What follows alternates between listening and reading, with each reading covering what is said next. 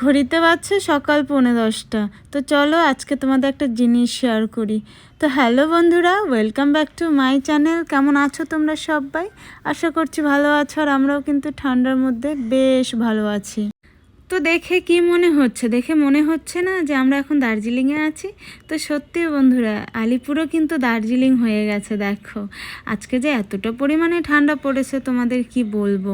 তো চলো এই ঠান্ডার মধ্যে আজকে আমি তোমাদের সুন্দর একটা রেসিপি শেয়ার করি। তোমাদের দাদা বলেছিল যে আজকে সকালবেলা খাবে ম্যাগি, শোনারও বায়না যে সকালবেলা খাবে ম্যাগি। তো দিয়ে দিলাম 2 প্যাকেট ম্যাগি সেদ্ধ, আর এদিকে মশলা দুটো সাইডে রেখে দিলাম। আর এদিকে দেখো প্লেটে কিন্তু আমি সব সবজিগুলো কেটে রেখেছি। আছে মটরশুঁটি, গাজর, আলু, পেঁয়াজ, আর সাথে রয়েছে একটা ডিম। তো চলো এগুলো দিয়েই আজকে আমি করব একটা ভেজিটেবলস ম্যাগি। তো তোমরা ব্লগটা দেখতে থাকো, কেমন লাগলো সেটা অবশ্যই কিন্তু জানাবে। কেউ স্কিপ করো না ব্লগটা। আর দেখো আমি এতটা পরিমাণে আজকে ঠান্ডা পড়েছে, আমি কিন্তু কাজের সময় আমি গায়ের মধ্যে কোনো চাদর টাদর দিই না। আজকে কিন্তু চাপে পড়ে দিয়ে দিয়েছি। কেন বলো তো? প্রচণ্ড ঠান্ডা লাগছে। তোমরা যারা যারা মানে নর্থ বেঙ্গলে আছো তারা সবাই জানো আজকে কতটা ঠান্ডা পড়েছে। তো যাই হোক, দেখো দিয়ে দিলাম সবজিগুলো, দিয়ে একটু ভাজা ভাজা করে নিচ্ছি।